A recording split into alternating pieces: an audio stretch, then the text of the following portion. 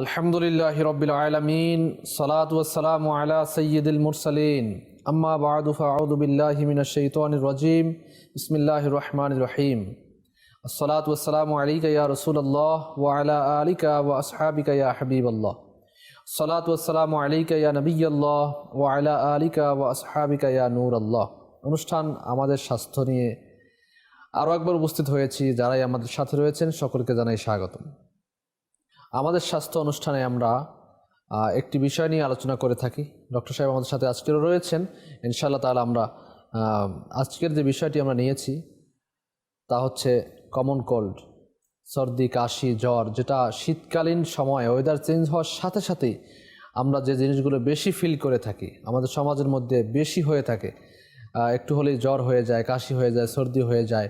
তো আজকের বিষয়ে আমরা ইনশাআল্লাহ তাআলা কেন হয়, এর প্রতিকার কি রয়েছে, লক্ষণগুলো কি রয়েছে, বাঁচার উপায় কি রয়েছে, এই সকল বিষয়গুলো আজকে জানানোর চেষ্টা করব। ডক্টর সাহেব থেকে গুরুত্বপূর্ণ কিছু আলোচনা আমরা আজকের নেয়ার চেষ্টা করব। গভীর মনোযোগ সহকারে শ্রবণ করুন, যাতে আমরা আমাদের স্বাস্থ্যকে সুস্থ রাখতে পারি, সুস্থ রেখে আল্লাহ তাআলার ইবাদত বন্দেগীর মধ্যে নিজেকে নিয়োজিত রাখতে পারি। আল্লাহ তাআলা আমাদের সেই তৌফিক দান করুক। শুরুতেই দুরুদে পাকের ফজিলত আমরা জেনে নেই। আমাদের প্রিয় নবী রাসূল আরবি হুজুরপুর নূর সাল্লাল্লাহু তাআলা আলাইহি ওয়া আলিহি ওয়াসাল্লাম ইরশাদ ফরমান, যে ব্যক্তি জুমার দিন আমার উপর ৮০ বার দুরূদ শরীফ পাঠ করবে তার ৮০ বছরের গুনাহ ক্ষমা হয়ে যাবে। সাল্লু আলাল হাবিব সাল্লাল্লাহু তাআলা আলা মুহাম্মদ সাল্লাল্লাহু তাআলা আলাইহি ওয়া আলিহি ওয়াসাল্লাম। আসুন আমরা নিয়ত করি ইনশাআল্লাহ জুমার দিন আমরা বেশি থেকে বেশি পরিমাণ দুরূদ শরীফ পাঠ করার চেষ্টা করবো ইনশাআল্লাহ তাআলা। সাল্লু আলাল হাবিব সাল্লাল্লাহু তাআলা আলা মুহাম্মদ সাল্লাল্লাহু আলাইহি ওয়াসাল্লাম। ডক্টর সাহেব, আপনি শুনতেই পেরেছেন যে আজকে আমরা বিষয় নিয়েছি সর্দি কাশি জ্বর। সাধারণত শীতকালীন সময়ে আমাদের সমাজের মধ্যে এগুলো বেশি হয়ে থাকে। হসপিটালে এসব রোগীগুলো হয়তো বেশি আনাগোনা হয়ে থাকে, বেশি আসে থাকে, এবং অনেক সময় দেখা যায় বিভিন্ন হসপিটালে হিমশিম খেয়ে যায় রোগীগুলো নিয়ে।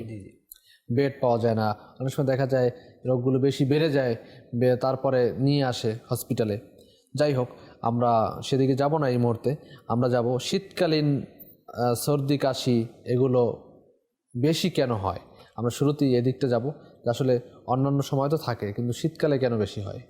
ধন্যবাদ সম্মানিত উপস্থাপক এবং মাদানী চ্যানেলের সম্মানিত দর্শকবৃন্দকে আন্তরিক মোবারকবাদ জানিয়ে আমাদের আজকের পর্ব এবং আজকের আলোচনা শুরু করছি। সম্মানিত উপস্থাপক আলফাজ সানি বাবু, আপনি একটা গুরুত্বপূর্ণ এবং সময়ের সাথে সামঞ্জস্যপূর্ণ বিষয় নিয়ে এসেছেন, সেজন্য আপনাকে আবার মোবারকবাদ জানাই।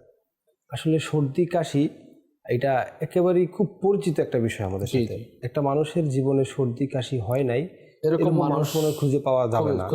মানুষ মাত্রই তার কিছু না কিছু হয়ে থাকে, এর ভিতরে সর্দি কাশি অন্যতম একটা বিষয়। তো আসলে আপনি যে প্রশ্নটা করেছেন, শীতকালে আসলে কেন হয়, অন্য সময়ে তেমন হয় না, শীতকালে বেশিটা কেন হয়? জি, আমরা আমাদের একটা এই শীতকালীন একটা প্রোগ্রামে আলোচনা করেছিলাম চর্মরোগ বিষয়ে, যে আপনার আমাদের বডিতে যে ইমিউনিটি সিস্টেম বা কমব্যাট সিস্টেম, বডির যে রোগ প্রতিরোধ ক্ষমতা, এটা সবসময় আপনার একেবারে সবসময় চলছে। কোনো না কোনো অর্গানিজমের বিরুদ্ধে সে সবসময় যুদ্ধ করছে, এবং সে যখন জিতে যায় তখন বডি সুস্থ থাকে। শীতকালে দেখা যায় আমাদের রোগ প্রতিরোধ ক্ষমতাটা কম থাকে। কিন্তু রোগ প্রতিরোধ ক্ষমতা কম, এর ভিতরে কিন্তু যুদ্ধ কিন্তু থেমে নেই, যুদ্ধ অনবরত চলছে। কার সাথে? বিভিন্ন ক্ষতিকারক আপনার রোগ জীবাণু যারা রোগ বয়ে নিয়ে আসে তাদের সাথে, ব্যাকটেরিয়া ভাইরাস এদের সাথে চলছে। এর ভিতরে অন্যতম একটা হচ্ছে ইনফ্লুয়েঞ্জা ভাইরাস। সাধারণত ইনফ্লুয়েঞ্জা ভাইরাসের আক্রমণটা শীতকালে বেশি হয়ে যায়। বেশি হওয়ার কারণে তখন ইনফ্লুয়েঞ্জা ভাইরাস দ্বারা গঠিত যে রোগ, তার ভিতরে আপনার দেখা যায় ভাইরাল ফিভার হয়। আর ভাইরাল ফিভার হলেই আপনার সর্দি কাশি এই বিষয়গুলো সামনে চলে আসে। অ্যালার্জিক রাইনাইটিস হয়, তখন আপনার স্নিজিং হয়, পেশেন্টের মাথা ব্যথা করে এবং খুব অস্বস্তিতে ভোগেন, ডিসকমফোর্ট ফিল করেন উনি। হ্যাঁ, আপনার শ্বাসকষ্টের সমস্যা অনেক সময় দেখা যায় থেকে। তো এই স্বাভাবিকভাবেই যে বিষয়টা এখানে আসলো, যে তা হচ্ছে আপনার শীতকালে রোগ প্রতিরোধ ক্ষমতা কম থাকার কারণে বিভিন্ন ভাইরাস ব্যাকটেরিয়া দ্বারা যে আক্রমণগুলো হয়, সেই আক্রমণগুলোর ভিতরে তারা কিছুটা জয়লাভ করার কারণে আপনার সর্দি কাশির সমস্যাটা দেখা দেয়। আবার অনেকে যদি আপনার এটা প্রিভিয়াসলি কোনো আপনার রোগের হিস্ট্রি থাকে, যেমন অ্যাজমার সমস্যা যদি কারো থাকে, কারো যদি সিওপিডির সমস্যা থাকে আগের থেকে, সেক্ষেত্রে তাদের রোগ প্রতিরোধ এমনিতে দুর্বল, আবার এই আক্রমণের কারণে তাদের এই রোগগুলো আবার আরও অ্যাগ্রিভেটেড হয়। এই অ্যাগ্রিভেটেড হওয়ার কারণে তাদের সমস্যাগুলো আরও বেড়ে যায়। ফলে সব কিছু মিলিয়ে একটা বিষয় দাঁড়াচ্ছে, মূলত আপনার রোগ প্রতিরোধ ক্ষমতা কমে যাওয়ার কারণে রোগগুলো বেড়ে যাচ্ছে। আর শীতকাল সেটাকে আরও উৎসাহিত করতেছে রোগ বাড়ার জন্য। এই টোটাল শীত মানে যে বিষয়টা আমরা জানলাম তা হচ্ছে আপনার শীতকালে রোগ প্রতিরোধ ক্ষমতাটা কমে যাওয়ার কারণেই আপনার মূলত সর্দি কাশি। শীতকালে কিন্তু এই সর্দি কাশি জ্বর যদি চলে আসে তা একটা আনইজি ফিল বেশি হয়, কেননা আপনার গরমকালে যদি জ্বর হয় তখন দেখা যায় শরীর বারবার মোছা হয় অথবা গোসল করতে বলা হয়, মাথায় পানি দিতে বলা হয়। শীতকালে তাতেও সমস্যা। শীতকালে আপনার এমনি শীত লাগছে, বেশি লাগছে, না শরীর মোছা যায়, না আপনার মাথায় পানি দেওয়া যায়, না গোসল করা যায়, মানে একটা পুরো ব্যাপারটা একটা উলটপালট হয়ে যায়।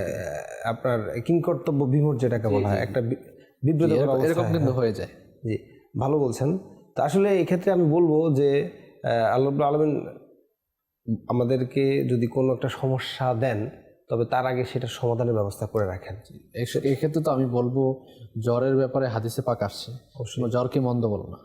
ভালো। কারো যদি জ্বর আসে তার গুনাহ এভাবে ঝরে যায়, গাছের পাতা যেভাবে ঝরে যায়। সুবহানাল্লাহ বিহামদিহি। তো আসলে আরেকটি হাদিসে পাক যার সারমর্ম এরকম যে কোনো মুসলমান, কোনো মুমিন বান্দা যে কোনো সমস্যাতেই পড়ুক না কেন, যে কোনো অবস্থাতেই যে কোনো সমস্যায় পড়ুক না কেন, এটা তার গুনাহ মোচন হওয়ার একটা অন্যতম মাধ্যম হয়ে যায়। হাদিস শরীফে আসছে যে তার যদি কাটাও বিধে, পায়ে কাটাও বিধে, সেটাও তার গুনাহের রোগের জন্য হয়ে যায়। আপনি একটা বিষয় খেয়াল করবেন, আমি একটু যুক্ত হই, যদিও মেডিকেল সায়েন্সের বিষয় না। জি। কেউ যদি আমরা অসুস্থ হই তখন কিন্তু আমরা অধিক হারে আল্লাহ রাব্বুল আলামিনের জিকির করি। জি। আল্লাহ রাব্বুল আলামিনের কাছে ইস্তিগফার করি। এই বিষয়গুলো মিলে সবকিছু মিলিয়ে দেখা যায় আরও আমরা তাকওয়ার যে বিষয়টা, সেটাতে আল্লাহ রাব্বুল আলামিনের উপর আরও নির্ভরশীল হয়ে যায়। সব মিলিয়ে আমরা এই আপনার গুনাহ মোচন করি এবং নিজেদের ঈমানটাকে একটু পরিশুদ্ধ করি। মাঝে মধ্যে কিছু রোগ হওয়া আমারও মনে হয় সেক্ষেত্রে খুব একটা খারাপ না। না, অবশ্যই ভালো। রোগ হওয়াটা ভালো। রোগ হলে গুনাহ মোচন হয়ে থাকে এবং গুনাহ মোচন হলে আল্লাহ তাআলা রাজি এবং খুশি হবেন। ইবাদতের প্রতি ঝোঁক এবং শৌক আমাদের বেড়ে যাবে। ইবাদতের মধ্যে আমাদের যে খুশি এবং খুজু এগুলো চলে আসবে। এগুলো আল্লাহ তাআলার প্রতি বিশ্বাস এবং ঈমান দৃঢ়তা চলে আসে রোগ যদি আসে। তাছাড়াও মানে বর্ণিত রয়েছে, যে সারমর্ম আমি আরজ করছি, যে কারো যদি 40 দিনের মধ্যে রোগ না আসে তাহলে বোঝা উচিত যে আল্লাহ তার উপর নারাজ রয়েছেন। এরকম উক্তিও কিতাবের মধ্যে পাওয়া যায়। তো সেক্ষেত্রে আমাদের উচিত যে রোগ আসলে ধৈর্য হারা না হওয়া, রোগ আসলে রোগের যে ট্রিটমেন্টগুলো ডক্টরের শরণাপন্ন হয়ে নিয়ে নেয়া। আর বিশেষ করে শীতকালীন যে ব্যাপারগুলো, সর্দি হওয়া, কাশি হওয়া, এগুলো তো আছেই। তো সর্দি কাশি, ইনফ্লুয়েঞ্জা ভাইরাস আপনি বললেন, তো ভাইরাস জনিত যে রোগগুলো হয়, ভাইরাস জ্বর আমরা প্রায় শুনে থাকি, তো ভাইরাস জ্বর নিয়ে যদি কিছু আলোচনা হয়ে যায় সংক্ষিপ্ত। জি, ধন্যবাদ। গুরুত্বপূর্ণ বিষয় আপনি নিয়ে এসেছেন। তো আসলে সর্দি কাশি যখন আপনার থাকে, সাথে দেখবেন গাটা একটু আপনার গায়ের টেম্পারেচারটা একটু বেশি বেশি থাকে, গাটা একটু গরম গরম থাকে। সে নিজেই বুঝতে পারে আমার মধ্যে জ্বর আসছে, একটু শরীরটা কেমন মেজমেজ করে, তারপর হচ্ছে অনেক সময় গিরে ব্যথাও করতে পারে, শরীরের গিরে ব্যথা করা, মাথা ব্যথা হয়, একটু গলা ব্যথা হয়। বিভিন্ন অনেকে যদি আবার টনসিলের সমস্যা থাকে, দেখা যায় এই জ্বর থেকে পরে আবার টনসিলের ইনফেকশনটাও বেড়ে যায়, টনসিলাইটিসও ডেভেলপ করে। তো সব মিলিয়ে আপনি যদি যে বিষয়টা বলছেন যে ভাইরাস জ্বরের, তো ভাইরাস জ্বরের বিষয়ে আমি যদি একটু লক্ষণ হিসাবে বলি, ভাইরাস জ্বর সাধারণত ইনফ্লুয়েঞ্জা, প্যারা ইনফ্লুয়েঞ্জা এগুলো দিয়ে হয়ে থাকে। তো এই ভাইরাস জ্বরটা আপনি বুঝবেন কীভাবে? প্রথমত কথা হচ্ছে ভাইরাস জ্বরের যে লক্ষণ, এই লক্ষণের ভিতরে জ্বর প্রথম দিকে খুব বেশি পরিমাণে থাকবে। আচ্ছা। জ্বর 101, 102, 103 পর্যন্ত উঠে যেতে পারে ভাইরাস জ্বরগুলো, একদম প্রথম দিকে। তারপর হচ্ছে এই জ্বরের সাথে আপনার যে বিষয়টা থাকে, সর্দি কাশি লেগে থাকে। এটা একটা ভালো দিক। যখন কোনো জ্বরের সাথে সর্দি কাশি থাকে তখন আমরা ওই জ্বরটাকে নিয়ে বা ওই রুগীটাকে নিয়ে খুব একটা বেশি চিন্তিত হই না যে এই রোগটা বা খুব একটা ভয়ঙ্কর কোনো কিছু না। তারপর হচ্ছে যে বিষয় আপনার দেখা যাবে একটু মাথা ধরা, যেটা আপনি বলছিলেন, এইসব থাকতে পারে। আর যদি আপনার শরীরে র্যাশ আসতে পারে 3 দিন পরে আপনার, তারপর হচ্ছে গিরে গিরে ব্যথা থাকতে পারে। আর আমরা একটা রক্ত পরীক্ষা করলে, প্রস্রাব পরীক্ষা করলে আমরা এরকম ভয়ঙ্কর কিছু দেখি না। আবার যদি কোনো কারণে ডেঙ্গু ভাইরাস দ্বারা যদি আক্রান্ত হয় সেক্ষেত্রে দেখা যায় হচ্ছে আমরা প্রথম 5 দিনের ভিতরে একটা পরীক্ষা করি, আপনার NS1 বলা হয় যেটাকে, একটা CBC একটা NS1 করি রক্ত পরীক্ষা। তারপর হচ্ছে 5 দিনের ভিতরে না আসলে রোগী পরে 5 দিন পরে আমরা একটা পরীক্ষা করি, এটাকে ডেঙ্গু IgM IgG বা ডেঙ্গুর অ্যান্টিবডি ডেভেলপ করছে কিনা এই পরীক্ষাটা করি। এগুলো করলে দেখা যায় ডেঙ্গুর ক্ষেত্রে এগুলো পজিটিভ আসে। আবার দেখা যায় CBCতে আমরা যদি প্লাটিলেট কাউন্টটা দেখি, হেমাটোক্রিট দেখি, এগুলোতে আমরা একটু অ্যাবনর্মালিটিস পাই। তো আপনার আবার ভাইরাস জ্বরের একটা মজার বিষয় হচ্ছে জ্বরটা 5 থেকে 7 দিনের ভিতরে নিজে নিজে আলহামদুলিল্লাহ ভালো হয়ে কমে যায়। জি, নিজে নিজে আপনার ভালো হয়ে যায়। আর তখন হয়তো আপনার ওষুধ কি খেতে হয় না? আপনার সাধারণত আমরা এই সমস্ত এই জ্বর ভাইরাস জ্বর যখন আমরা বুঝতে পারি যে এটা ভাইরাস জ্বর, আমরা রুগীকে কোনো ধরনের অ্যান্টিবায়োটিক দিই না, আমরা অপেক্ষা করি 5 থেকে 7 দিন। আমরা জাস্ট টেম্পারেচারটা কমানোর জন্য প্যারাসিটামল জাতীয় ওষুধ আমরা দিতে পারি। আর হচ্ছে যদি জ্বর বেশি হয় 102 এর উপরে, সেক্ষেত্রে আমরা হয়তো প্যারাসিটামল জাতীয় সাবসিডিয়ারি আছে, এগুলো আমরা ব্যবহার করি, দেয়া হয়। জি, যদি আপনি শরীর ঠিকমতো যত্ন নিতে পারেন আলহামদুলিল্লাহ ভালো হয়ে যাবে। তবে কথা হচ্ছে এই ভাইরাস জ্বর থেকে তখন আপনার যখন কোনো একটা জ্বর হয় তখন কিন্তু রোগ প্রতিরোধ এমনিতে শীতকালে হোক বা যে কালে হোক, যে সিজনে হন, রোগ প্রতিরোধ ক্ষমতা কমে যাবে। তো এক্ষেত্রে আবার চান্স অফ ইনফেকশনের হারটা বেড়ে যায়। যে যেমন বলছিলাম যে টনসিলে আপনার আগে থেকে একটু সমস্যা ছিল, দেখা গেছে নতুন আবার টনসিলাইটিস ডেভেলপ করছে। আবার দেখা গেছে আপনার সেখান থেকে আপনার ইন্টেস্টাইনে সমস্যা দেখা দিয়ে আপনার ডায়রিয়া ডেভেলপ করলো। আবার দেখা যায় ভমিটিং এর সমস্যা হয়েছে। মূলত রোগ প্রতিরোধ ক্ষমতা তখন কম থাকার কারণে অন্যান্য রোগের যে চান্স অফ রেট এটা বেড়ে যায়, যার ফলে দেখা যায় আপনার ওইটাতে যদি ঠিকমতো আপনি যত্ন না নেন, কেয়ারলেস যদি থাকেন যে ভাইরাস যত 5 থেকে 7 দিনের ভিতরে ভালো হয়ে যাবে এরকম একটা ড্যাম কেয়ার ভাবে যদি থাকেন, সেক্ষেত্রে আবার সমস্যা হয়ে যেতে পারে, অন্যান্য রোগের হারটা বেড়ে যেতে পারে। তো এই বিষয়গুলো একটু নজর দিতে হবে। আর ভাইরাস জ্বর তো ওভারঅল এই বিষয়টি। আর ব্যাকটেরিয়াল বা টাইফয়েড জাতীয় যদি কোনো রোগ হয়, জ্বর হয়, জ্বরটা কিন্তু সহজে প্রথম দিকে বেশি পরিমাণে থাকে না, অল্প অল্প থাকে। আবার এরপর আপনার 7-8 দিনের মাথায় আস্তে আস্তে বাড়ে, পেটে ব্যথা থাকে। তারপর হচ্ছে আমরা রিলেভেন্ট কিছু পরীক্ষা করি, রক্ত পরীক্ষা, অনেক সময় প্রস্রাব পরীক্ষা করি, অনেক সময় স্টুলের পরীক্ষা করি। এই পরীক্ষাগুলো করলে আমরা ওই জীবাণুটা পাই। তখন আমরা একটা টাইটার দেখে আমরা ডায়াগনোসিস করি যে ওনার এন্টেরিক ফিভার বা টাইফয়েড হয়েছে।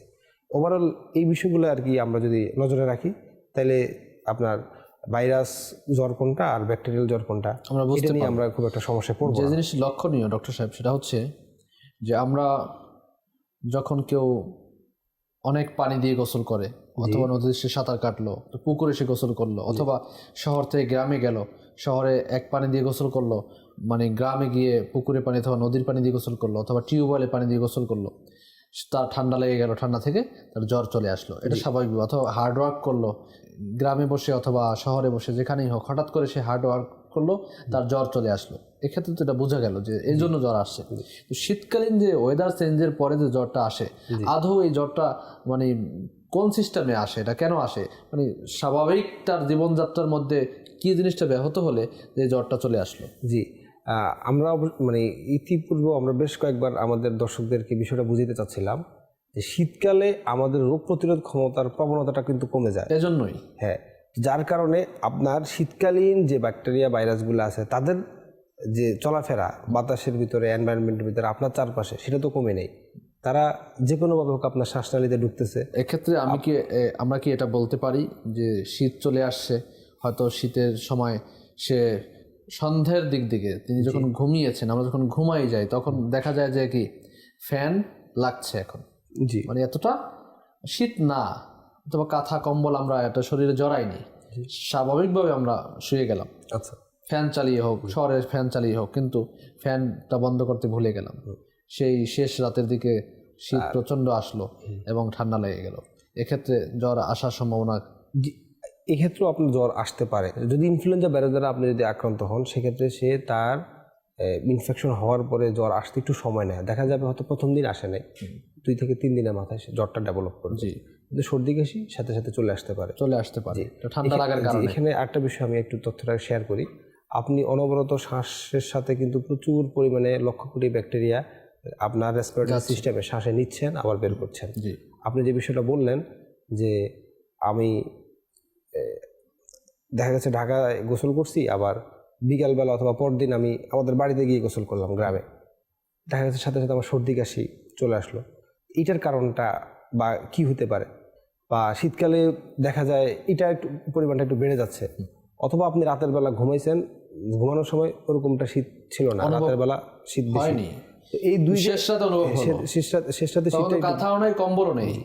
এই দুইটা কিন্তু এনভায়রনমেন্ট, এই দুই পরিবেশের মধ্যে যে জীবাণু ভাইরাসগুলো ছিল একটার সাথে একটা টিকতে পারে না, একটার সাথে যখন একটা টিকতে পারে না তখন এরা আপনার যেগুলো আপনার বডিতে ঢুকছে বা আপনার রেসপিরেটরি সিস্টেমে ঢুকছে এরা তখন কি করে, এরা তখন সাথে সাথে মারা যায়, নতুন করে আবার আপনার একটা গ্রুপ ঢুকতেছে, আগের গ্রুপটাকে মেরে ফেলছে, মেরে ফেলার সাথে সাথে এরা কি হয়, এরা সর্দি কাশি হয়ে বের হয় আপনার। এইভাবে করেই কিন্তু আপনার সর্দি কাশির ডেভেলপমেন্টটা বা রোগগুলা হয়ে থাকে। বুঝতে পারলাম। জি। তো এক্ষেত্রে আমাদের দর্শকদেরকে পরামর্শ দিতে পারি যে আমরা সেক্ষেত্রে একটু কষ্ট করে হলেও যে আপনার ফ্যান চালিয়ে ঘুমানোটা শীতকালীন সময়ে, তারপরে আপনার কাঁথা কম্বল সাথে রাখা এবং বন্ধ করে রাখার জন্য সতর্কতা অবলম্বন আমাদের করতে হবে। এবং এই ঠান্ডার সিজনে আপনি বিকেলে বের হলেন, ফিরতে লেট হবে, তো অবশ্যই আপনি কি কমসে কম ব্যাগের মধ্যে একটা আপনার শীতের কাপড় নিয়ে, হয়তো সন্ধ্যের দিকে শীত পড়ছে না, কিন্তু আপনি 8টা 9টা 10টার দিকে কিন্তু শীত অবশ্যই কিছু না কিছু আপনাকে অ্যাটাক করবে। সেক্ষেত্রে আমাদের উচিত নিজেকে প্রোটেক্ট করার জন্য এগুলো সাথে নিয়ে বের হওয়া, যেহেতু আপনার আসতে লেট হবে। এই কাজগুলো যদি আমরা করি তাহলে ইনশাআল্লাহ তাআলা আমাদের এই সর্দি কাশি জ্বর এগুলো থেকে আমরা বাঁচার মনে হয় একটা সম্ভাবনা থাকতে পারে। তো এক্ষেত্রে আমাদের আপনার চিকিৎসা পদ্ধতি কি হতে পারে যদি কারো সর্দি কাশি? যেহেতু সর্দি কাশি সাধারণত আপনার হিস্টামিন রিলিজ হয়, তখন মানে এরা যায় বডিতে আক্রমণ করার পরে অর্থাৎ হিস্টামিন রিলিজের মাধ্যমে এই সমস্যাগুলো হয়, তখন আমরা সাধারণত একটা অ্যান্টিহিস্টামিন দিয়ে থাকি পেশেন্টকে। তারপরে জ্বরের জন্য একটা প্যারাসিটামল জাতীয় ওষুধ দিই। আর বাকি যে বিষয়টা সেটা হচ্ছে আপনার একটা কথা এখানে খুব গুরুত্বপূর্ণ, ওষুধ যতটুকু বলেছি তার চেয়ে যে বিষয়টা গুরুত্বপূর্ণ সেটা হচ্ছে আমরা হয়তো অনেক একটা জিনিস জানি না, তা হলো আমাদের শরীরে যদি কখনো রোগ হয় বা কোনো ধরনের জ্বর আক্রান্ত হই, তো আমাদের দেখা যায় 98 ডিগ্রি ফারেনহাইট আমার বডির টেম্পারেচার। তো যখন জ্বর হলো তখন 100 ডিগ্রি আপনার 2 ডিগ্রি বেড়ে গেছে। এই 2 ডিগ্রি বা প্রতি 1 ডিগ্রির জন্য কিন্তু আমাদের বডির ফুড রিকোয়ারমেন্ট বা ক্যালোরি রিকোয়ারমেন্ট 10 কিলো ক্যালোরি করে বেড়ে যায়। অর্থাৎ আপনার খাবারের তখন যে পরিমাণটা যা খাচ্ছেন তার চেয়ে 10 কিলো ক্যালোরি করে বাড়াইতে হবে। আর জ্বর হলে আমরা ঠিক উল্টোটা করি, আমরা খাওয়া দাওয়াই বন্ধ করে দিই। তো এই একে তো আমার শরীরে ধরেন শীতকাল, রোগ প্রতিরোধ ক্ষমতা কম, আবার জ্বরে আক্রান্ত হলাম, আরও রোগ প্রতিরোধ ক্ষমতা কমে গেছে, আবার আমি খাবারও খাচ্ছি না, এতে করে দেখা যায় হচ্ছে আমি মানে 3 গুণ আমি রোগ প্রতিরোধ ক্ষমতা কমাই ফেলছি নিজের শরীরে। যার একটা সিজন দিয়ে হচ্ছে, একটা জ্বর দিয়ে হচ্ছে, একটা আপনার অ্যাডোজেনিক নিজে করছি। তো যার ফলে দেখা যায় সব কিছু মিলিয়ে আমি যদি সচেতন না হই তাহলে এটার চিকিৎসাটা আমি খুব একটা ভালো পাবো না। তো আপনার জ্বরের জন্য আপনি প্যারাসিটামল খেলেন বা ডাক্তার সাহেবের যে ওষুধ দিল সেটা খেলেন, আর হচ্ছে আপনি যদি এই ক্ষেত্রে খাবারের যে পরিমাণটা, খাবারের ডিমান্ড না থাকলেও, খাইতে ইচ্ছা না করলেও, অরুচি থাকলেও খাবারের পরিমাণটা আপনাকে বাড়াই দিতে হবে। কী ধরনের খাবার খাবে এই ক্ষেত্রে আমরা সবসময় যেটা বলে থাকি, অ্যান্টিঅক্সিডেন্ট টাইপসের খাবার বেশি খাবেন। লেবুর পানি আপনি খেতে পারেন, ডাবের পানি খেতে পারেন, ফলের রস খেতে পারেন, স্যুপ খেতে পারেন। তারপর হচ্ছে আপনার মিনিমাম আপনার 2 থেকে 3 লিটার পানি আপনি স্বাভাবিক অবস্থায় অবশ্যই খান। শীতকালে এমনিতেই পানির চাহিদা কম থাকে, জ্বর হলে আপনি 2 থেকে 3 লিটার পানি অবশ্যই আপনার বডিতে এনশিওর করবেন। খেতে মন না চাইলেও আপনাকে খাইতে হবে, কারণ আমরা বলছিলাম যে আপনার রোগ প্রতিরোধ ক্ষমতা কমে আসছে। এতে করে আপনার একটা সময় দেখা যাবে বিপি ফল করতে পারে, আপনার বিপিটাকে মানে ব্লাড প্রেশারের বা রক্তচাপের পরিমাণটাকে কমিয়ে দেওয়া যাবে না, একটা নর্মাল রেঞ্জে রাখতে হবে। সেই জন্য হলো আপনাকে কমসে কম যদি আপনি পারেন একটা ওটস স্যালাইন খেতে পারেন, জেলি একটা অথবা দুইটা বেশি আবার খাবেন না, 2টা বেশি খেলে আবার ইলেকট্রোলাইট ইমব্যালেন্স হতে পারে। আর লেবুর পানি, ডাবের পানি, ফলের রস, স্যুপ এসব যদি আপনি নিয়মিত খান, আর হচ্ছে বিশেষ করে তরল জাতীয় খাবারগুলো যদি একটু বেশি পরিমাণে খান, আলহামদুলিল্লাহ এই ভাইরাস জনিত যে রোগ বা সর্দি কাশির যে সমস্যাটা, এটা আপনার ইনশাআল্লাহ অনেকটা লাঘব হয়ে যাবে। হবে আশা করি ইনশাআল্লাহ তাআলা। পাশাপাশি আপনার এক্ষেত্রে আমরা প্রত্যেক পর্বতেই আলোচনা করে থাকি, কারণ আমরা মনে করি যে নতুন কোনো দর্শক আমাদের সাথে হয়তো জয়েন্ট হবেন, সেজন্য সচেতনতা বৃদ্ধির জন্য আমরা এজন্য বলে থাকি যে একটু জ্বর হলেই কিন্তু আমরা অ্যান্টিবায়োটিক নিয়ে নিই। জি, এটা আপনি আবার আনার জন্য আপনাকে ধন্যবাদ জানাচ্ছি।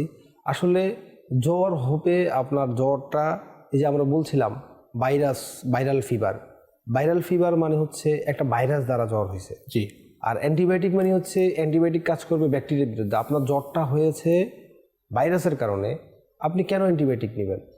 আপনার জ্বরটা যদি ব্যাকটেরিয়া দ্বারা হতো তাহলে না আপনি অ্যান্টিবায়োটিক নেবেন। তাহলে এই অ্যান্টিবায়োটিকটা কী কাজ করবে আপনার শরীরে?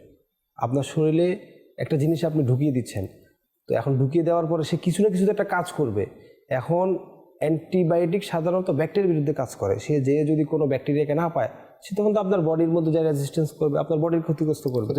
অর্থাৎ আপনার জ্বর হয়েছে, আপনি কোনোভাবে যে অ্যান্টিবায়োটিক নিয়ে নিচ্ছেন, এটা কোনোভাবে একটা ভালো প্র্যাকটিস না, কোনো একটা ভালো পদ্ধতি না। এখানে দেখা যায় 10 থেকে 15 বছর ধরে অথবা অনেক বছর ধরে সে একজন ফার্মাসিস্ট, মানে ফার্মাসি, সে কি মনে করে আপনার অ্যান্টিবায়োটিক দিয়ে দিল একটা রোগী আসলেই, সে কি বেচার জন্য, টাকা ইনকামের জন্য দিয়ে দিল? এটাই আমরা এখানে আল্লাহ রাব্বুল আলামিন ভালো জানেন। তবে সে তো কিছু হলেও তার জ্ঞান আছে, ফার্মাসিস্ট যেহেতু, অবশ্যই ওনার জ্ঞান আছেন। উনি যে বিষয়টা করছেন এটা ভালো প্র্যাকটিস না। উনি টাকার জন্য করুক আর ওষুধ বিক্রির জন্যই করুক বা ওষুধ কোম্পানিকে প্রমোটিং করার জন্যই করুক, কিন্তু উনি যাকে ওষুধটা দিচ্ছেন তিনি মারাত্মক ক্ষতিগ্রস্ত হচ্ছেন।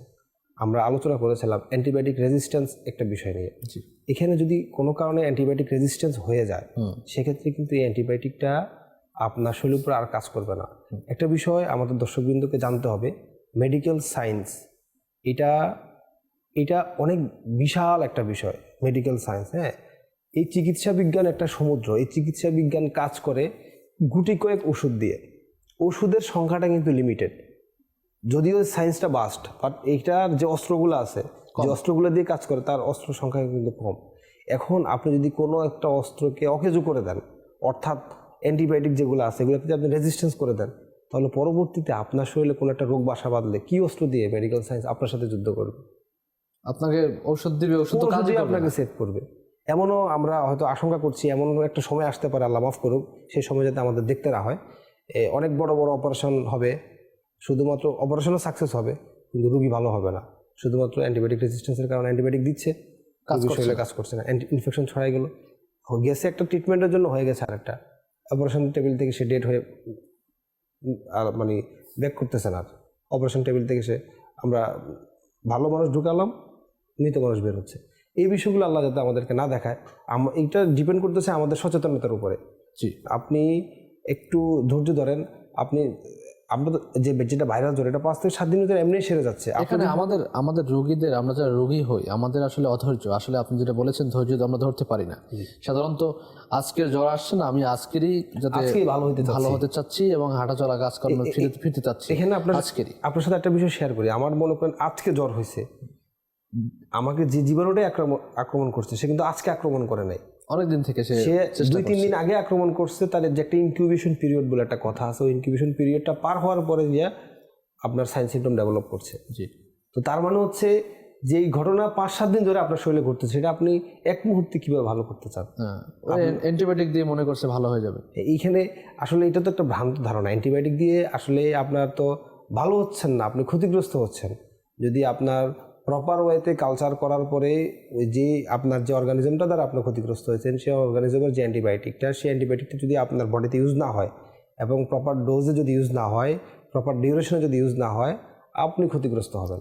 মূলত আমরা বলতে পারি সর্দি, কাশি, ইনফ্লুয়েঞ্জা যেগুলো কমন কোল্ড হয়ে থাকে, সাধারণত জ্বর যদি চলে আসে তা আমরা কমসে কম 3 দিন ওয়েট করি। আমরা 3 থেকে 5 দিন আমরা অপেক্ষা করি। এই 3 দিন পরে আমরা প্যারাসিটামল গুলো নিই। 3 থেকে 5 দিনে আপনি মারা যাবেন না, প্যারাসিটামল গুলো নিই। হ্যাঁ, এই আপনি প্যারাসিটামল নেবেন, আপনার এই যে মাথায় পানি দিবেন, কুসুম গরম পানি খাবেন, এই প্র্যাকটিসগুলো করেন। বিশেষ করে আপনি এই যে ভিটামিন সি খাবেন, ভিটামিন সি জাতীয় খাবারগুলো খাবেন। সিবিট খেতে পারেন যদি আপনার ভিটামিন সি জাতীয় খাবার খুঁজে না পান, সিবিট জাতীয় খাবার খেতে পারেন। তারপর হচ্ছে আপনি লেমন টি আছে, এখন তুলসী টি আছে, বিভিন্ন ধরনের চায়ের একটা আপনার সরবরাহ আছে, এই চাগুলো খেতে পারেন।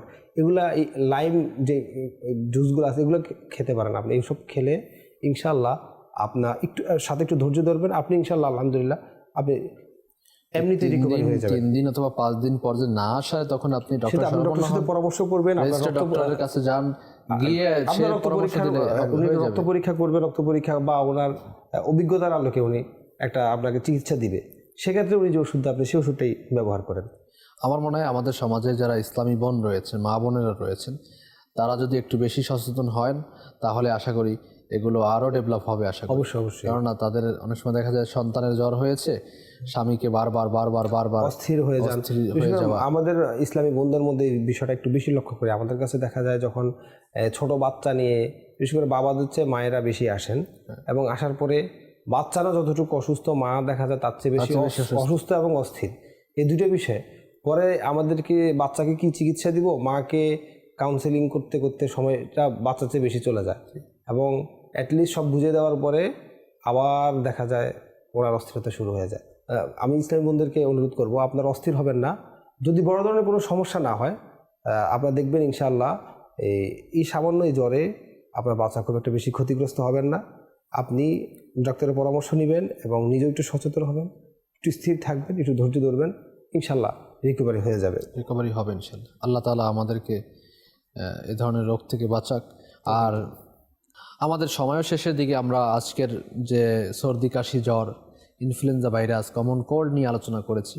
আশা করি অনেক অংশে আমরা বোঝাতে সক্ষম হয়েছি আপনাদেরকে যে আমরা কি করব, করণীয় কি আমাদের। ধৈর্য হারা হলে চলবে না, অধৈর্য হলে চলবে না, ধৈর্য ধারণ করতে হবে। এবং এটাকে রোগ যদি হয়ে যায়, আল্লাহ শিফা দেনেওয়ালা, ইনশাআল্লাহ আল্লাহ তাআলার উপর ভরসা রাখবো। ডক্টর সাহেব যে পরামর্শগুলো দিয়েছেন যে 3 দিন 5 দিন আমরা ওয়েট করবো, প্যারাসিটামল নিব, এরপর যদি ভালো না হয় তাহলে রেজিস্টার্ড চিকিৎসকের নিকট থেকে আমরা পরামর্শ গ্রহণ করব। আর অ্যান্টিবায়োটিক আমরা শুধু মানে গেলেই অ্যান্টিবায়োটিক দেওয়া, এই ক্ষেত্রে আমরা বেঁচে থাকবো ইনশাআল্লাহ তাআলা। আল্লাহ তাআলা আমাদেরকে তৌফিক দান করুক। আল্লাহ তাআলা আমাদেরকে শারীরিকভাবে সুস্থ রেখে তার ইবাদতবন্দি করার তৌফিক দান করুক। আজ এ পর্যন্তই। ভালো থাকুন, সুস্থ থাকুন, সেই দোয়া সকলের জন্য। দেখতে থাকুন মাদানী চ্যানেল বাংলা। সাল্লু আলাল হাবিব সাল্লাল্লাহু তাআলা আলা মুহাম্মদ সাল্লাল্লাহু আলাইহি ওয়া সাল্লাম।